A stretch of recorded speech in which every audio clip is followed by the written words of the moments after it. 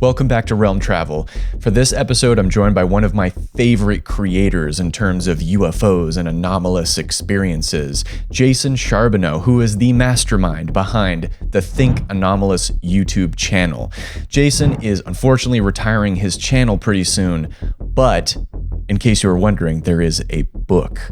Jason is writing a book called Flights of Fancy that's coming out in April 2027 about the 1896 and 1897 airship flap, which is such a great starting point for people to understand the UFO phenomenon from a historical standpoint. But more than just the airship flaps, we talk about so many different things, like the physical versus non-physical aspects of the phenomenon, cattle mutilations, consciousness, the silliness, the wildness of it all, the trickster-like elements of the phenomenon, and much, much more.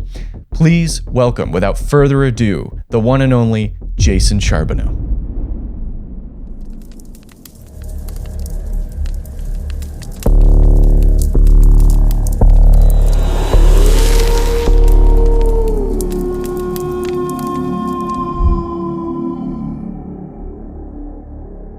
All right, we've got the one and only Mr. Jason Charbonneau, the creator behind Think Anomalous. Dude, thank you so much for coming on the show. I really appreciate it. Thank you for having me. It's a pleasure to be here.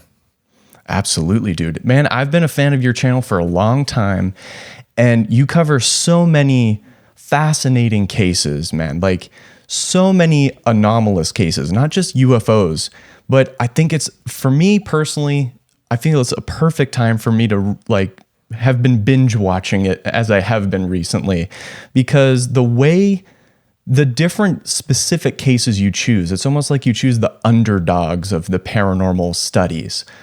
I would love to know what makes you choose one case over another. Like, what makes them so alluring to you? Yeah, I mean, you've probably got the sense, I think a lot of my viewers get the sense that I'm really trying with the channel to show the different connections between various paranormal phenomena and trying to get people to think about, UFOs or ghosts kind of outside the box and not sort of just rely on the sort of traditional interpretations that we have of them. So, of course, the traditional interpretation of the UFO phenomenon is that it's extraterrestrial, that these are technological spaceships visiting us.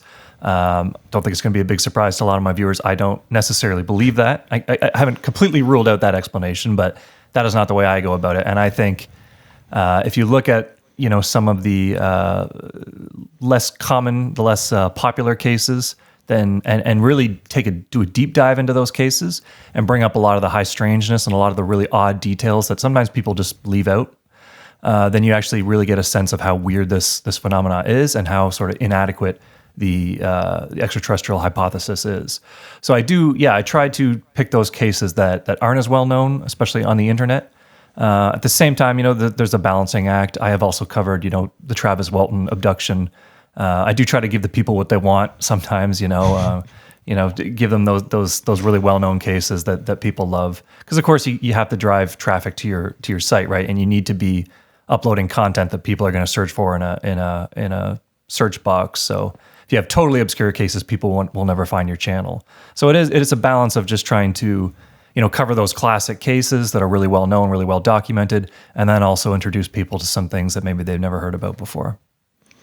Yes, and even in those big, well-known cases, there are aspects of them that people seem to just overlook when it doesn't fit the extraterrestrial hypothesis. And like you, I'm not sure where I fall on this, but that's the fun of the study. But why do you think that is? Why do you people could you give us some examples of what some of those things are, just to give people who might not know what the heck we're talking about an idea? Sure, yeah. I mean, I think, to answer your first question, why is that? I think when, UFOs first started appearing, or so I should say, when the flying saucer phenomenon began in the late 40s, it was very hard for a lot of people to believe. So the people that were proponents that were studying these sightings and trying to get them out there and trying to get people to believe them, they felt that they just naturally felt that they had to sort of hide those odd details and to make it more palatable to the public. So of course the most natural explanation At first, actually, people suspected that they were, secret German technologies or secret Soviet technologies. But after a couple years, the extraterrestrial hypothesis kind of became the dominant explanation. And I think anything that sort of didn't fit that, people thought, well, this really undermines the credibility of this case. It just seems too much for people to believe. So we'll just sort of present this straight ahead, nuts and bolts. These are physical, technological craft that are visiting Earth. But yeah, if you really get into some of these cases, for one thing that I realized long ago was that you don't actually see these spacecraft like descend from the sky. You don't see them fly from another planet and fly back again. Usually they just sort of materialize, right? And when the sighting's over, they just sort of dematerialize or just vanish. For example, the aerial school phenomenon, the landing at Rua, Zimbabwe in '94. On the surface, it seems very much like a classic UFO landing. And for those not familiar, there's basically a silver disc seen on the ground and a couple of beings associated with that. But if you really get into the details about what all the kids actually saw, most of them didn't actually see the UFO land. Some actually didn't see a UFO at all. Some sort of just saw it fly over. Some just said it was just there. The kids all kind of described different beings. Some said the beings were just standing there. Some, I think, if I'm recalling correctly, one girl said they were like hopping along a fence or something like that. I might be wrong about that specific detail. But that's actually something that shows up in a lot of different UFO cases, is a lot of times the witnesses disagree on what they saw. Another thing is there's just, absurd details. Like I always think about the Zemfreda abductions. This was an Italian guy who was abducted in the late 70s, early 80s. Repeated abductions, I think 6 or 7 abductions. And at one point he's on board this quote unquote craft. Well, first of all, the UFO that he saw was, 30 feet wide or something. But he goes on board, and by the way, doesn't climb on board, doesn't go up a ladder. It just sort of appears on board. Next thing he remembers is he's on board. And so many UFO abduction stories are very non-linear like that. They're just kind of in one scenario and all of a sudden they're in another scenario. But he says he's on board this craft and it's actually a huge open space. And he says like a city, like an indoor city, which is way, way, way, way bigger than the craft he saw from the outside. And he's speaking with this being, which, by the way, looks like the creature from the Black Lagoon, interestingly enough. And the creature tells him that their civilization is from the third galaxy, which is just an absurd way to describe where you're from. It's kind of meaningless, right? Mm-hmm. In the time, it probably felt like an adequate explanation to him. But when you think about that, well, what's the third? Like the third galaxy that was invented? The third one from Earth? What does that even mean? It's such a relative description, right? And then, so there's just a lot of just odd details like that. I'm also thinking of the Carl Higdon abduction. That one's and a being told him, dude. Yeah, a being told him, I can't remember the number, but he said we were, X number of light miles away. And, people point out, and I got so many comments on my channel, people saying, well, light miles isn't a thing. I said, I know that, but that's what Carl Higdon said that they told him. Again, just this absurdity. So that shows up a lot of in UFO cases, just these kind of things that sound like explanations, but when you really think them through, they make no sense. Yes, and isn't it? This is something that ties into what the topic is here. Is like, for example, it goes the other way. It goes the opposite way. So for me, whenever I heard the Mothman sightings, I thought of the Mothman. I had no idea that UFO sightings accompanied the Mothman or the Birdman, or the Mothman accompanied the UFO sightings. Yeah. Do you think this is the thing that I'm really puzzled by? Because they accompany each other. You find this on Skinwalker Ranch as well. You'll have orbs and lights followed by like wolf-like creatures or dino beavers or whatever. Sasquatch I think that's beings and Yeah. What do you think they're doing it on purpose, or do you think that's actually indicative of what's going on? Well, I guess that sort of strikes at my theory of the paranormal overall. I think, what ties all these different phenomena together, all the phenomena that I'm covering on my channel, is just that they all kind of exist outside of our worldview, outside of our framework for understanding reality. So it's not so much I mean, even if you get into, so-called wild man sightings, like Sasquatch sightings, I mean, there's a different wild man in every region of the world. They're seen in China, they're seen in Russia and Mongolia and Thailand and of course, North America. But every culture will describe them a little bit differently. Some say they're sort of short, some say they're sort of tall, some say they're reddish in color or brown or black in color. Some say they smell a certain way or speak a certain way or engage in certain actions. There's just kind of an infinite amount of variability there. But what ties them all together, specifically in the case of wild men, is that they're sort of halfway between modern humankind and our evolutionary past, right? That they're sort of beast-like, like Australopithecus or Homo erectus or some earlier version of humanity. But they're sort of modern, they're sort of intelligent, they have an intelligence in their eyes, or their behaviors are sort of more modern. That they're just sort of this halfway phenomenon. But they don't make sense. In our view of the world, they shouldn't be there. They shouldn't exist. With everything we know about the world and biological creatures around the world, we should have found them by now. We should have found some nest or some bones or something that proves that they're there. But they just sort of exist on the margins, almost just to prove to us that we don't know everything about the world. We don't know everything about our own backyard. And again, I think that's similar to all paranormal phenomena around the world. Do you think they're doing it on purpose? They're doing like, hey, let's teach these people a lesson?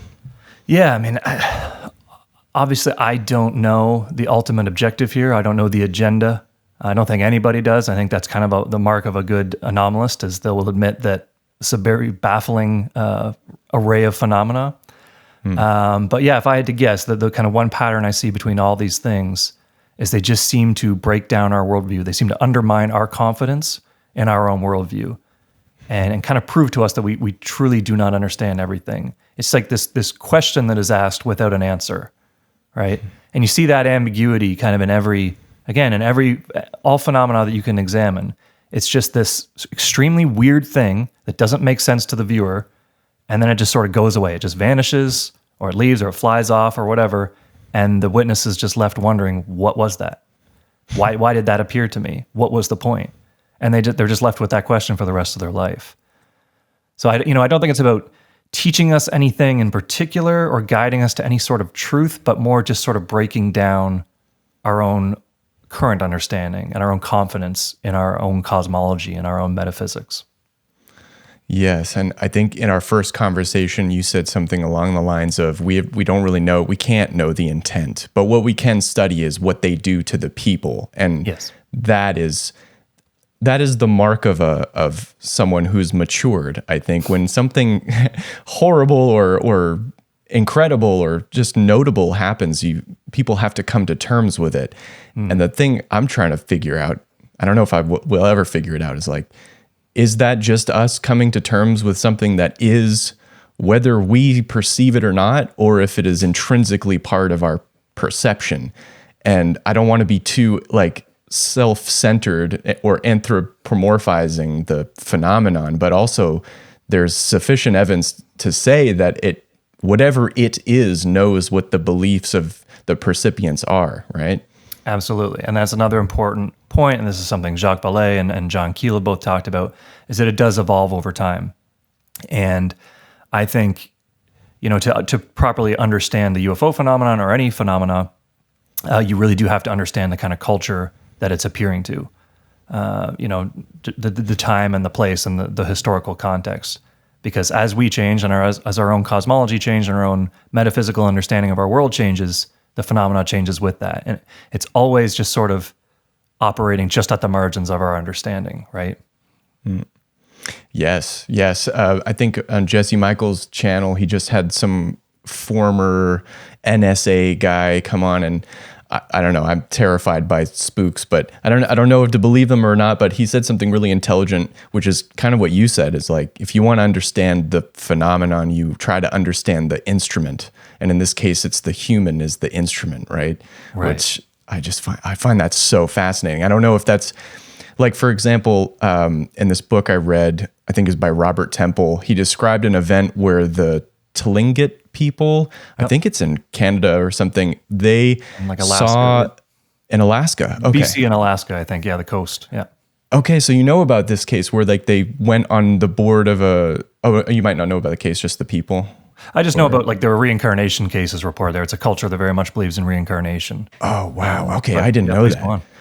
Oh well, but essentially, just on the terms of and in terms of perception, they had an encounter with a European ship, and the way it was described by the elder and then passed down generations was that it was this massive black bird with wings, and it's a way for them to describe a ship with sails, but that's where it just gets even more muddy. Like because like you have the thing in Ireland with the flying ships and stuff, and it's like it's so hard to parse out what's a historical understanding and what's hearsay and then what the phenomenon is actually doing, and if it melds all together. And I just go in circles and circles and circles trying to get that, but I don't know, maybe I'm not supposed to.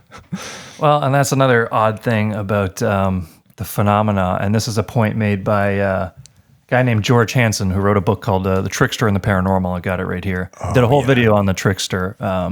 It really opened my eyes to a lot of things about the phenomena. But one of the things he said is you can never really separate fraud and deceit and hoaxes from the phenomena. It's kind of intrinsic, right? I mean, if you think about UFOs, obviously there's tons of UFO frauds, right? Contactees in the 1950s and 60s faking photos. People fake UFO videos all the time and upload to YouTube. But also things like, psychics and mediums, a lot of fraudsters there. Ghosts, again, so many ghost videos on the internet that people are faking. It kind of goes hand in hand with all paranormal phenomena. But Hansen really makes the point that it's sort of part of the phenomena. And Jeffrey Kripal talks about this too. It's almost like the phenomena needs you to sort of be uncertain in order to operate, that it sort of feeds off your energy. So if it can create an environment where you're not really sure what's real and what's false, then it's empowered. And it's in sort of that in-between state, that uncertainty, that ambiguity, where the phenomena really manifests. So it kind of uses fraud and deceit and uncertainty to its advantage. And if you look at a lot of historical mystics and shamans and things, even modern day shamans, they will actually deliberately use a little bit of deceit. Mystics were medieval mystics, for example, were famously what Hansen would call liminal figures, kind of exist at the margins of society, often crossing boundaries, breaking taboos, often kind of very vile figures, and just sort of unreliable. So the kind of people that you just don't really want in polite society. But at the same time, had all this power, and over time have been canonized by the church and whatnot, and recognized as having all this supernatural power. And Hansen really makes the argument that it was exactly their ability to cross boundaries like that and violate taboos like that, and make sort of people uncertain that actually gave them their power. So fascinating, dude. It's so fascinating. By the way, I am meaning to read that book. I rewatched your Trickster video again today because I feel it's so profound to think that way and go off of those sources that you go off of, especially now, because all these things are happening in disclosure and stuff. But anyways, the thing you just touched on with the liminal traditions and rituals, that was something that clicked on my head both times I watched it, where people have to go through these rituals where they have to have some sort of difficult experience or endure pain. What do you think's going on there? Because you spoke a little bit about some sort of entity like feeding off of our energy, like like how media companies sow discourse to keep people confused. What are your thoughts on that? Can you expand on that? So that all comes from the work of two anthropologists, one named Arnold van Gennep, I think he was Dutch, and I think a British guy named Victor Turner. And I think it was van Gennep who first talked about, the liminal state. And he talked about, I believe his book was called, I'm not going to remember, but Rites of transition of rites of passage or something like that. And it was just talking about, in a lot of traditional societies that when you become an adult, you kind of go through this rite or this ritual, where you're sort of removed from society for a brief period of time. You're no longer a child, but you're not an adult yet. And you go through all these kind of disorienting rituals, like you said, often, made to feel pain or, to take, psychedelic compounds. And you go through this whole kind of disorienting experience. And it's kind of understood that somewhere in that experience, something supernatural may occur, right? And I think a lot of traditional societies understood that as when you're in this liminal state, that is when the supernatural or the paranormal will emerge. And it's, only going through that kind of once you're removed from society, from your role in society, that you're able to kind of really get a good view of what society is. And then you sort of reintegrate and become an adult and sort of rejoin society. So when you kind of apply that concept of liminality to a paranormal phenomena, you can kind of start to understand what's going on, is that everything is sort of liminal. As I said before, stories of wild men and Sasquatch and Bigfoot and whatnot, or Yeren as they're called in China, they're sort of halfway between modern humankind and our distant ancestors. UFOs are sort of halfway between Earth and heaven, right? There's sort of this thing that mediates between, the gods or the heavens or the sky and us down here on Earth. Ghosts or, any sort of, apparitional experience, sort of halfway between life and death, right? It shouldn't really exist. It kind of violates our boundaries, these boundaries that we help to understand our world. It kind of exists right on the line, in that liminal space. And it kind of brings us into a liminal space where all of a sudden we're not sure what to believe. It's very much like the psychedelic experience itself. I hate to be like the old Rogan. Sounds great if you ever done DMT, but I've mentioned DMT lots of times on my channel. I think it's very relevant. Yeah, because that's. I'll just say that's what often people report is when they're coming down from a trip or an experience like that, and then they reintegrate back into life, into normal life. Like, whoa, this is not like, if you know what I mean? If you've spent all day on, let's say, psilocybin out in the forests being like a nymph of some sort, talking to the trees, and then you come back and into a cafeteria and everyone's on their phone. Mm-hmm. It's like all of a sudden you're an observer. And right. Why do you think, this might be a really big question, but why do you think ancient traditions had people do that at that age? Again, I think it was just to give them I don't want to say an objective, but to give them kind of an outsider's perspective on their own society, right? Because when you're participating in society day to day, you're not thinking about how odd it is or, what might be extremely good about your society or what might be extremely deficient about your society. That's kind of what society is. It's kind of what culture is. It's just this thing that's so omnipresent that you don't even think about it. It's just there. You just take everything for granted. But only when you're kind of removed from that are you able to look at your society and say, well, this is really weird that we do things this way. And why do we do things this way? And, clearly we're out of touch with nature on this front or on that front.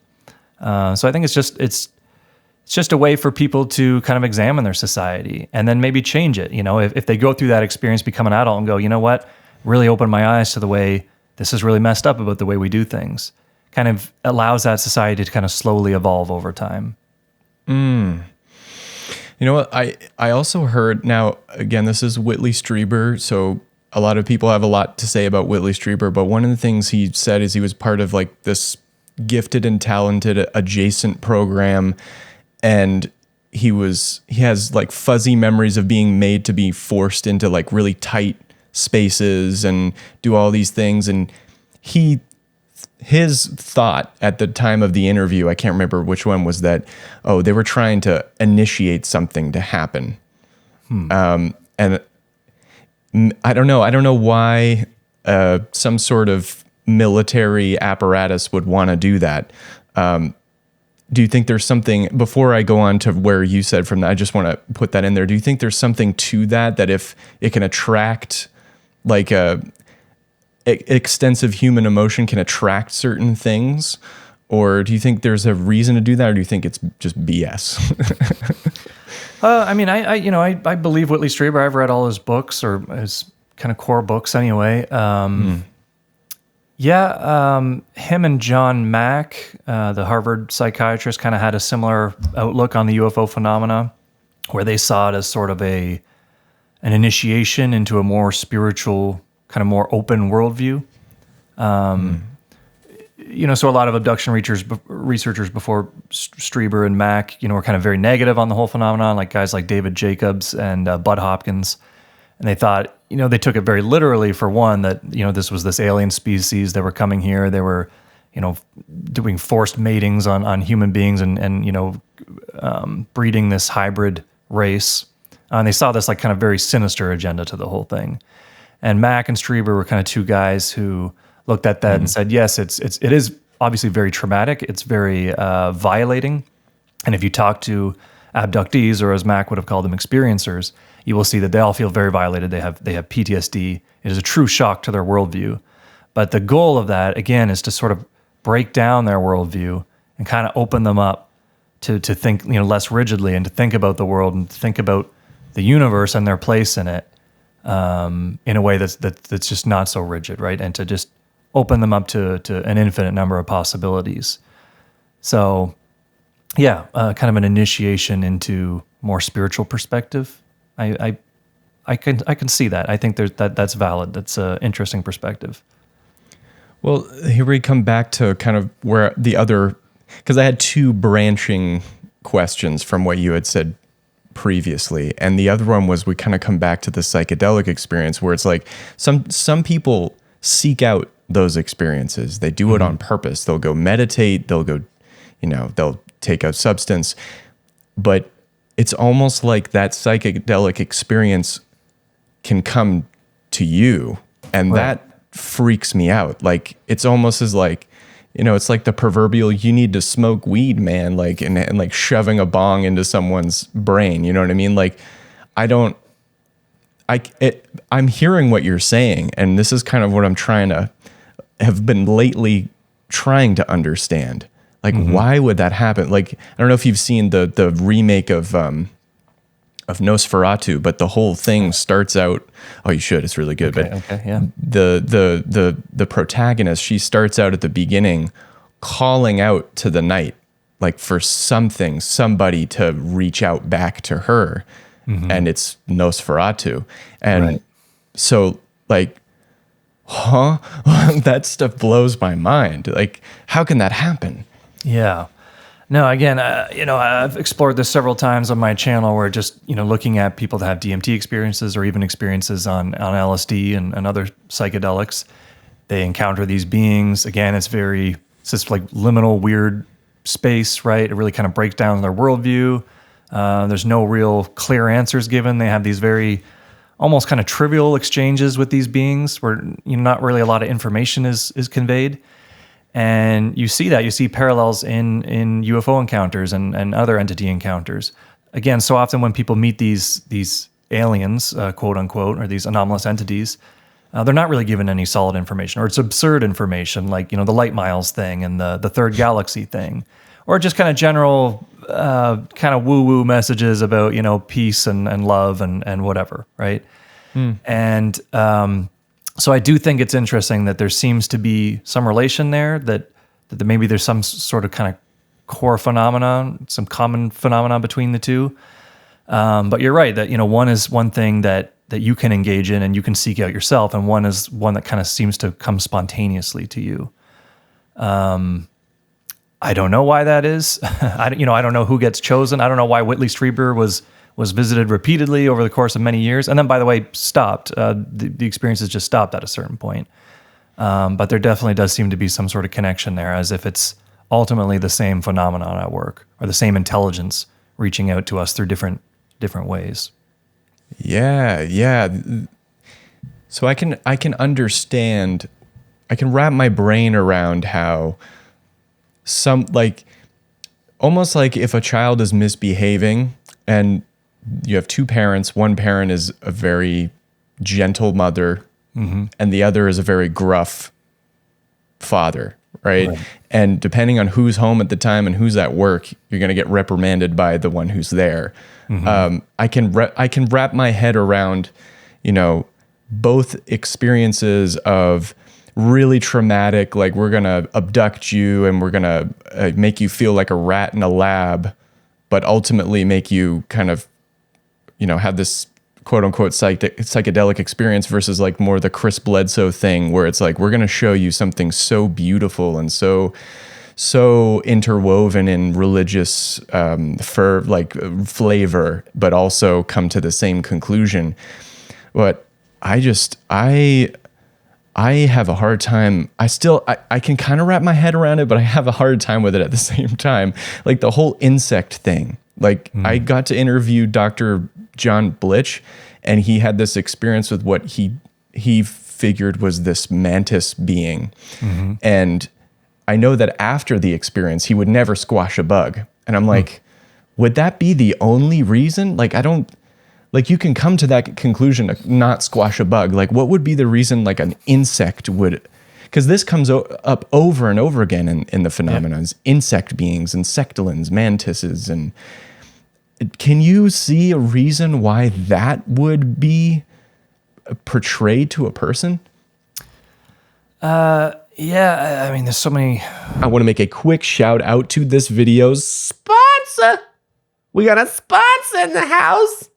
Because guess what? If you know me personally, you'll know I'm a sucker for dogs. I always had a dog growing up in the house, and as soon as humanly possible, I'm going to have several little puppies of my own. But in the meantime, when I'm out on the town, I like to watch people walk their beautiful dogs. But, there's one thing I cannot stand, and it is when the human and the dog just don't understand each other. The human is yanking on the dog's throat with that collar, and he's like, come on, we got to go home, buddy. And the dog's like, no, we're going to sniff this. We're not going home. And you can see the tension from hundreds of meters away. I just cringe when I see it. And luckily, this video's sponsor, Compadre, completely eliminates that nonsense. Their custom-fitted omni-no-pull solution, including the illustrious dual attachment, means that the whole dog walking experience completely changes. The Omni No-Pull solution allows you to make gentle corrections around the strongest part of a dog's anatomy, the chest, not the neck, which means that you can guide and train your dog without using painful pinch collars, without using e-collars or choke chains. And the system helps you to gain your dog's attention instead of fight with it. And it establishes actual communication between the two of you. So instead of feeling like walking your dog is a chore, you can both love every walk. If you want to support this channel, head over to compadre.com. That's COMPAWDRE.com to find out for yourself. And when you check out, use code JPT2026 for 10% off your order. Thank you so much, Compadre, for sponsoring the video. Let's get back to the show. Yeah, I mean, there's so much speculation I could do. I guess I would say, again, it kind of comes back to the culture, right, that you're dealing with, the time and place. So, people, for example, I should make the point, people didn't always see insect-like creatures. I think that seems to be more of a recent thing. I think, John Mack talked a lot about a lot of cases in the 80s and 90s of people who saw insects. And at the same time, by the way, that's kind of when the classic gray alien with the big almond eyes kind of became popular. And it was actually Whitley Strieber who popularized that on the cover of his book. But I guess I would just speculate that, you have to think about where North Americans or where Westerners more generally were at that time in the 80s and 90s. We were at that time becoming very conscious of the environmental crisis, about the way we treated animals. Things like vegetarianism were really taking off. People were very conscious about the limitations of this earth and the resources of this earth, and our kind of place and our responsibility to the environment. And so maybe that was sort of the phenomenon's way of saying, well, you think of yourselves as so superior to insects, you think of them as nothing, but what if an insect were superior to you? And what if an insect treated you like you treat an insect in the same way that you just, stomp on a cockroach? What if a cockroach came and stomped on you, kind of thing, right? And that goes back to the whole flying ships over Ireland and medieval England we were talking about. That's kind of the fundamental theme of those stories. Everybody in medieval England or in medieval Europe thought that, they were kind of at the, I don't want to say the top of the chain of beings, but they were so used to looking down in the water and fishing fish out of the water, right? They realized that they had their world of air and there was a world of water below them.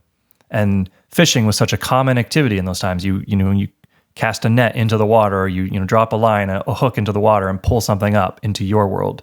Well, the whole story of the flying ship is that, hey, there's this ship flying above you as if you're at the bottom of an ocean, or you're at the bottom of a lake, you're at the bottom of a pond.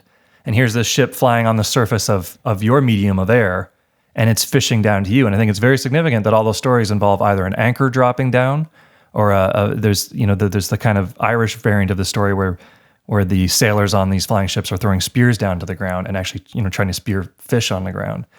So it's just kind of this inversion narrative, right? Where you're so used to looking at the world this way, you're so used to seeing yourself on top and these other creatures on the bottom. Well, what if you're on the bottom and these other creatures are on top, right? Dude, love that. Yeah, I love it's getting that. you to think about the world upside down, right? Titularly, I don't know if this is a word, but titularly you're getting me to think anomalous, which I very much appreciate. That's so fascinating.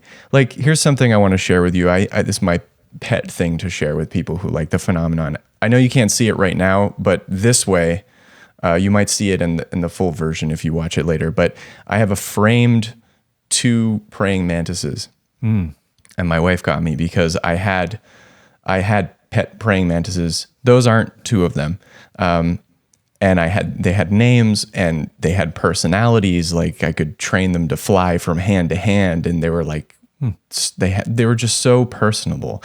And when I heard John Blitch's mantis case, and this is where it's almost like that anomalous experience is infectious, where I thought about all the times that I went and did macro photography, taking photos of insects. And I remember this one time I was out at night, I was taking a photo of a mantis that was not staying still. And I was like, dude, sit still. Just let me take my photo of you. If you just sit still for 30 seconds, I'll go blip, blip, blip, blip, and you'll be done. I'll leave you alone, I promise. And I was saying that out loud to the mantis. Of course, it wasn't listening because it can't understand me. But in Blitch's encounter, what the mantis was telling him was, sit still, stop squirming, let us do our job. We can't hurt, we can touch your body, we can rip things out, but we can't get to your soul. So just let us do our thing. Right. And what you're saying really reminds me of that. It's like, it's almost like I guess a god or a middle manager of the universe or of Earth might exist, where it's like looking at people like, you are not behaving. Like, let me show you it this way. Like, did you ever think of it like this? Like, dude, that's so fascinating. 100%. Man. I mean, just the abduction experience in general, which, by the way, really only study. There are historical cases that are very similar to abductions, but the whole kind of phenomenon that, Bud Hopkins and John Mack studied in the 80s and 90s, this really like sinister abduction where people are like pulled from their beds or floated out of their houses and experimented on and laid on these medical tables. Again, that all happens in the 80s and 90s. And in the context of what I was talking about, where people are all of a sudden very conscious about the way we treat animals.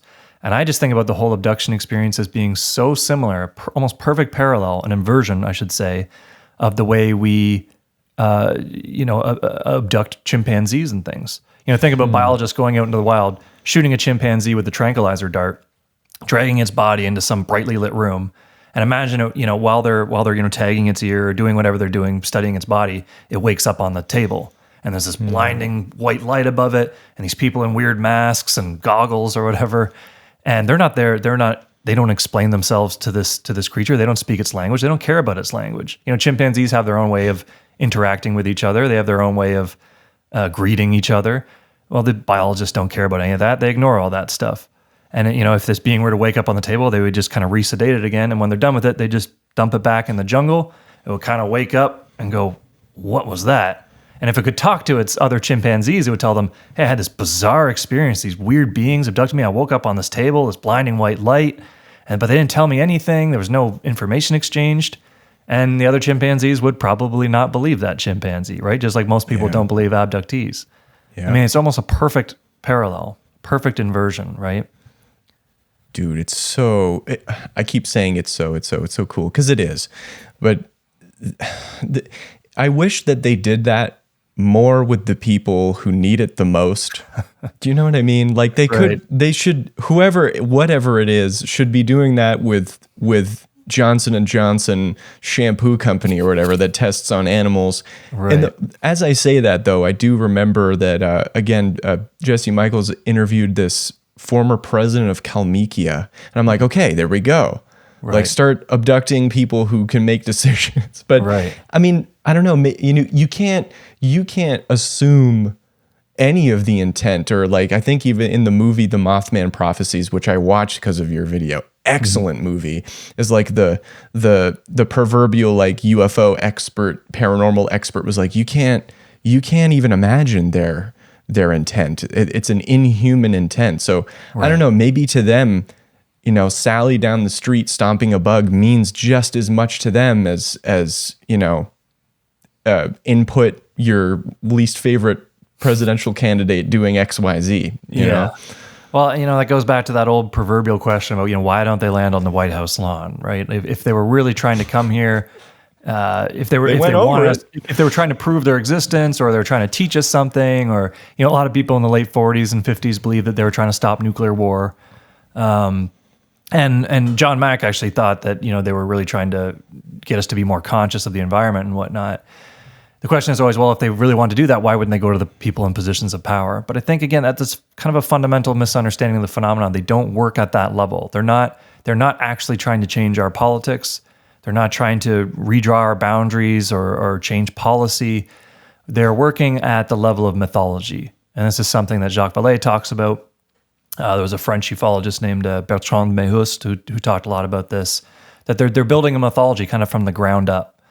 So they just take these seemingly random people. Maybe there's some order, maybe there's some pattern to who they approach, but it just seems to be random, ordinary people, just hunters and fishermen so often, right? Just kind of the salt of the earth types, and just plants these little seeds in their minds.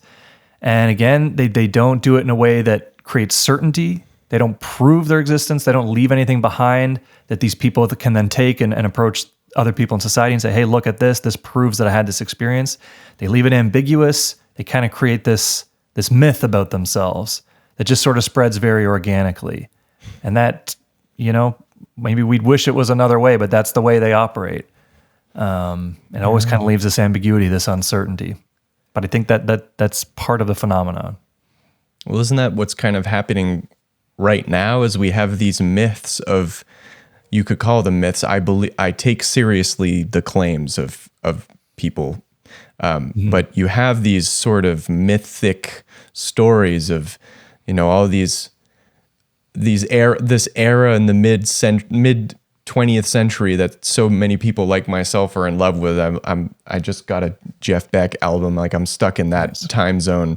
Yeah. And so, we have these myths from that time and 80s and 90s, all these nostalgic eras where these incredible things happen, and now we have this resurgence of interest into it. Like what you said with the Trickster video, which everyone needs to go watch that right now. There was the issue where this Trickster put on a hat that was white on one side and black on the other, rode between two friends to cause them to argue about what color the hat was. And he said, well, you're both right. And it's like, well, that's what we're doing right now in the whole discourse of ufology, if you can call it that. Yeah. Yeah. And not to leave you with a firm answer, just to kind of suggest to you that, hey, reality is just a lot more complicated than you think. And there's so many different perspectives, and it isn't just one way. Do you think that, because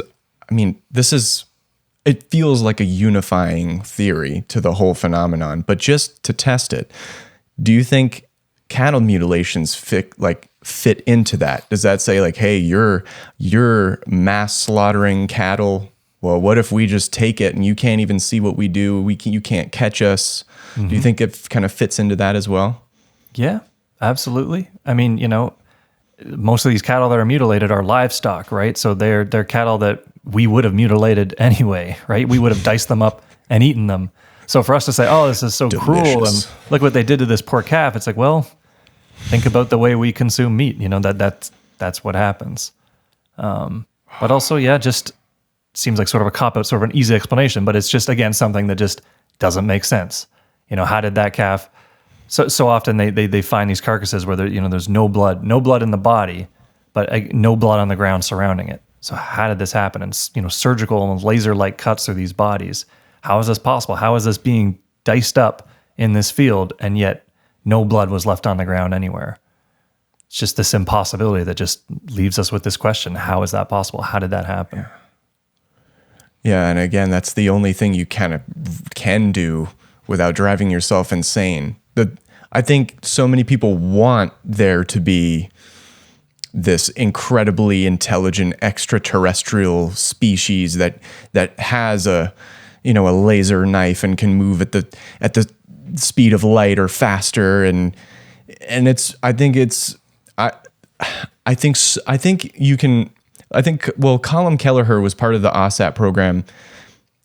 I think what he said was so powerful in terms of this, because on the one hand, you have this phenomena that can manipulate he said cultural variables, which I think is so fancy, and manipulate our perception by and challenge our thoughts about things in the these liminal experiences, right? But then also leave physical traces, like in people's minds, scoop marks on their skin, sometimes impressions like crop circles, and he's like, you need to be able to work with that ambiguity, and that's something that I've yet to really decide on. I don't know if I ever will, because you have this one party that's like, we definitely have craft of unknown origin. There's at least 10 of them at this undisclosed location, but also there's all this non-physical stuff going on. Yeah. And that's something else that I bring up Valet all the time. I'm always very conscious about how often I bring up Valet, but please do. Got to give him credit. And there's another great author. This is actually another book I read fairly recently. This guy named Keith Thompson. He had a great book, Angels and Aliens. I think a very, very important book that everybody should read. All right. And both these guys talked about how there's kind of always two interpretations of the phenomenon. So there's always just the kind of straight ahead literal interpretation, and then there's sort of the kind of more thematic mythological interpretation. So you could look at abductions, UFO abductions and cattle mutilations. They both have the literal interpretation, which seems to be, okay, these beings are coming here and experimenting on us and taking samples from our body, and they're taking, they're taking the blood of animals and the flesh of animals. There appears to be this hybridization program going on, right?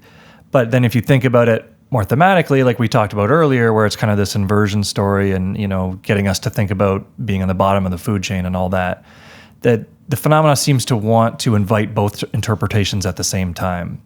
That's sort of one way that Ballet talked about the phenomenon negating itself, where it kind of creates this absurd cover story that makes everybody go, oh, well, that can't be happening. There's not really a race of aliens creating a hybrid race of beings. That's absurd, right? Yeah. That's sort of its way of hiding, because rational, kind of polite society, the intellectual society will reject that and say, that's absurd. If that were really going on, we'd have proof, we'd know. But then it also invites this kind of secondary interpretation where, well, if you think a little more about it, there's kind of a more kind of subliminal message being conveyed there. So I think that's a really brilliant insight. You just have to think about every experience, every encounter on two different levels. And they seem to want you to interpret it on two different levels. And the other thing about the two interpretations thing, which I think is very important, and another thing that Greg Hansen talks about in The Trickster and the Paranormal, is that then invites a debate, right? And that's something that runs through the entire history of the UFO phenomenon. So there's always this debate between astronomers, intellectuals, politicians, the sort of leaders, thought leaders in our society, and then the general public, where the general public's saying, hey, this thing happened. This thing's really weird. I don't understand it, but it happened. I know it happened because I have direct experience that it happened. And then there's the sort of intelligentsia saying, no, that couldn't possibly happen.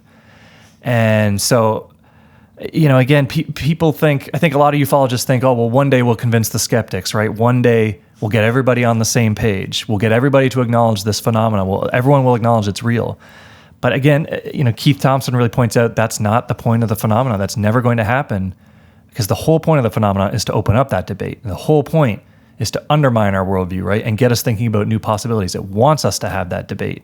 The minute, and if it ever did happen, by the way, where everyone all of a sudden agreed that, okay, sure, there's a race of alien beings or spirit beings or whatever, well, then the phenomenon would evolve again, and it would move outside our worldview again, and then undermine that worldview, right? So it's this kind of cat and mouse game, I think, that's never going to end, and you just have to be okay with the fact that, yeah, there's this eternal debate, and that's the point. Oh man, I like how it's manifesting right now. I don't want it to be like a bunch of dudes saying bussin' coming back in like 2300 or something. It's just like, hey, I thought we got rid of those people who said bussin' and chat all the time. Yeah, and now they're back, and now they're flying around. Archetype will have a broccoli haircut. Yeah. bet. Like, no. But well, yeah, dude, this is so cool. Well, some of the things you just said, because I know we have a limited amount of time left. I want to really make sure we cover your book. I'm very sad that you're retiring your channel, but you are writing a book about the 1896-97 airship flap, and what you said about how the phenomenon has kind of covers itself. That is exactly what at least John Keel was describing in Operation Trojan Horse, with that whole debacle of the airships. Yeah. So the book is, tentatively titled Flights of Fancy. It's going to be with Dundurn Press here, which is an independent publisher here in Toronto. It's scheduled to be published April 2027, so about a year from now. But I've done an enormous amount of newspaper research. So for those not familiar with the phenomenon, basically between fall of 1896 and kind of the fall of 1897, there were thousands and thousands of sightings of what were called airships all across the United States and in kind of southern Canada. So it began in California. Actually, first two sightings occurred in Canada, Manitoba and British Columbia. And then there was a whole cluster of sightings in November 1896 in California. This wave that just sort of died out in December, and then reemerged in February, March over Nebraska and Kansas, kind of spread east, went as far as even New York State, Pennsylvania, went down into Texas and Louisiana, all the kind of Great Lakes states, Minnesota, Ohio, Michigan, even, like I said, some of the southern Canadian provinces like Ontario and Saskatchewan and Manitoba. And then just sort of peters out over the course of 1897. But what's remarkable, so all these sightings were reported in newspapers at the time, and luckily we still have access to all those papers. So what I'm doing in this book is I'm going through, I've tried to do the most comprehensive review of the newspaper sightings that I can. I've unearthed many more sightings that previous authors that have covered this were not familiar with, and some of just to share some of my conclusions here. Basically, the airships were reported very much as one would expect an airship to look at that time. So this whole wave occurred about 7 years before the Wright brothers, right? So there wasn't actually a functional flying machine at the time. There were hot air balloons, but not heavier than air flying machine. So people didn't really know what a flying machine was going to look like. But there are all these kind of cultural references and science fiction examples and stuff. And so people kind of reported things that looked like that. They had these, flapping wings, gas bags over top. Some had oars and fins and, fish-like fins and paddles and things. This whole variety of absurd kind of antiquated, what we would now consider antiquated technologies, but that seemed plausible at that time. And a huge variety of machines, just like you see in modern UFO sightings. So on one hand, these airships, these 19th century UFOs were very, very much of their time. But if you compare them with modern flying saucers, modern UFOs, you see that there's also a ton of similarities. A lot of thematic similarities, just in the way, like all the things we talked about earlier, where they just seem to kind of appear and then disappear and leave people with all these questions. And the whole phenomena opened up the same debate that we see today. Like I talked about earlier, just this debate between skeptics and believers. These people who saw these things, know that they're real, they know what they saw, and then the kind of astronomers who come in and say, "Oh, there's nothing to it. It's all bunk. This couldn't possibly be." The book, the last 2 chapters of the book are going to kind of sum up my views of not just the airship phenomenon, what that represented, but my views on UFOs in general. People are always asking me on my channel, they're saying, what do you really believe about this? Like, what do you really think the phenomena is? I don't really have there's no simple answer to that, I think, as we've hinted at in this interview. But if you really want to know, my broad perspective on what the UFO phenomena is, I come as close to doing that in this book as I've ever come. Heck yeah, man. Well, I can't wait to read it. There's so much. I think that's such a great choice, again, of among many of your channel, but a great choice to write a book about, because it's such a great stepping point for people who want to understand this in a more historical fashion, right? Like, the thought that the phenomenon appears like I was trying to understand this when I was reading Operation Trojan Horse. And I have to credit my wife for this, because she was like, well, when was Jules Verne writing his books? Mm-hmm. And I was like, what? And I looked it up. It was exactly the time he was writing his books. I'm like, yeah, he has really? super influential book. And I think first published in, 1886. So about 10 years before the phenomenon began. Yeah, and I talk about all the connections to that. There was also all these, what were called at the time dime novels, kind of like modern day comic books, sort of these kind of mass market short stories for young teenage boys mostly. And yeah, flying machines were very popular in the late 1880s and 1890s. I have a question. When you go through when you sift through the archives, when you're proverbial Gandalfing and that part in Fellowship of the Ring Extended Edition where he consults the archives on the ring, yep. But for the airship flap, was there any indication of what the percipients came away with their experiences with, how they kind of came to understand it afterwards? Was anyone interviewed, or do you have any indication of that from those cases? Yeah, so what's really interesting about that wave, and again, I think it's so important to just recognize that every UFO wave is its own time and place. And as much as you can point out broad patterns between UFOs over time, every wave will be unique in some way. And what I find unique about this wave was that virtually everyone interpreted the airships as an entirely human terrestrial phenomenon, and interpret it in a very direct technological, kind of literal physical sense. So there were a couple people that were speculating about aliens, Martians were kind of the imagined aliens of the time. But pretty much everyone believed that these were real flying machines.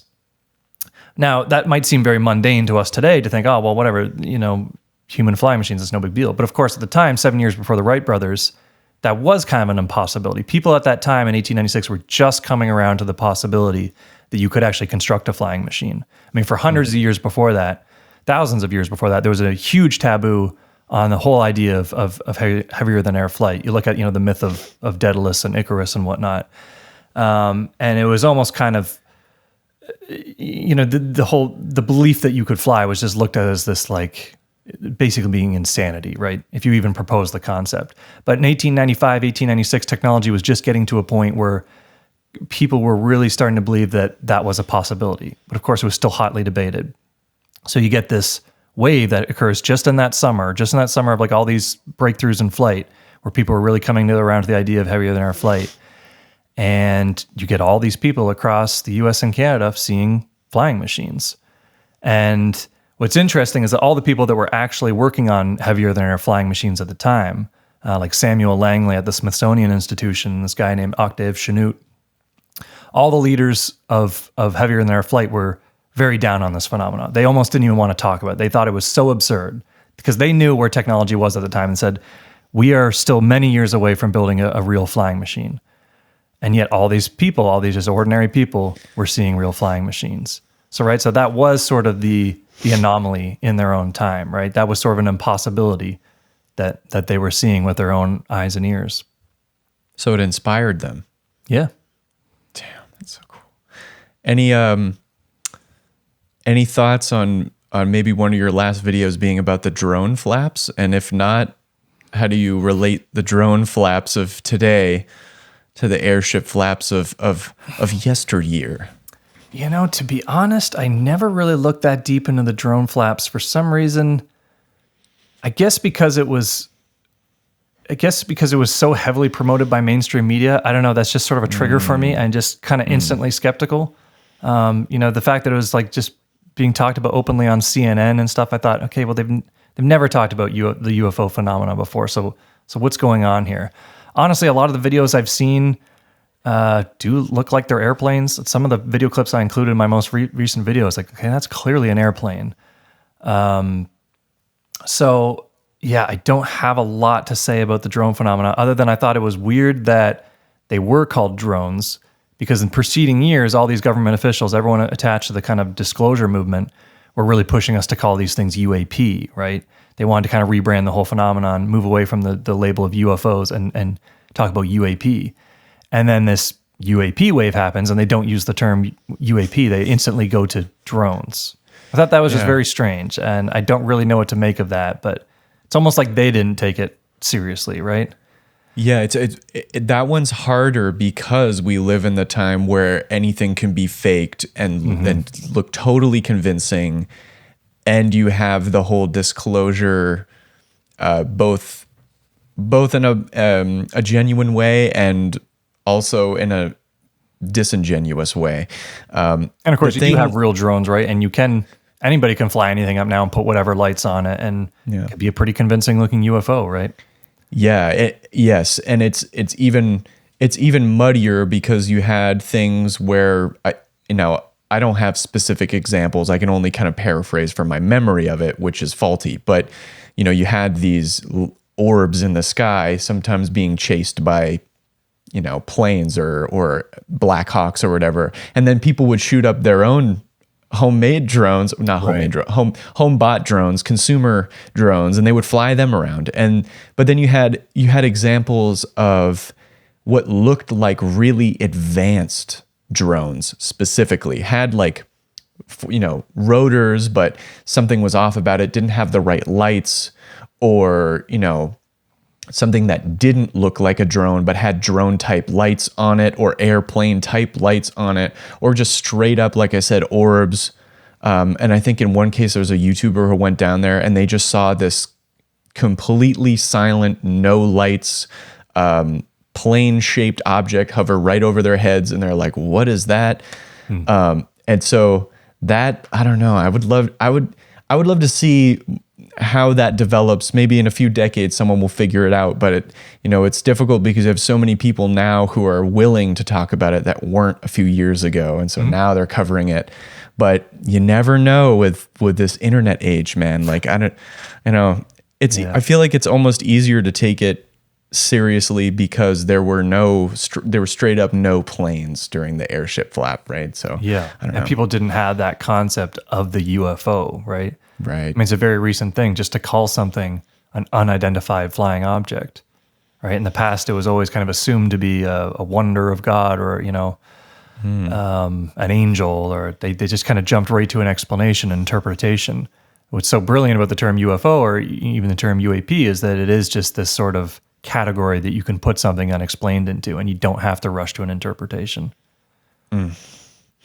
Well said. Well, Jason, we've hit the hour mark. I want to be respectful of your time. Dude, it's been, I could go on forever, but I don't want to talk your ear off, man. But it's been an absolute pleasure having you on the show. Thank you very much for your time. And I hope everyone checks out your channel, Think Anomalous.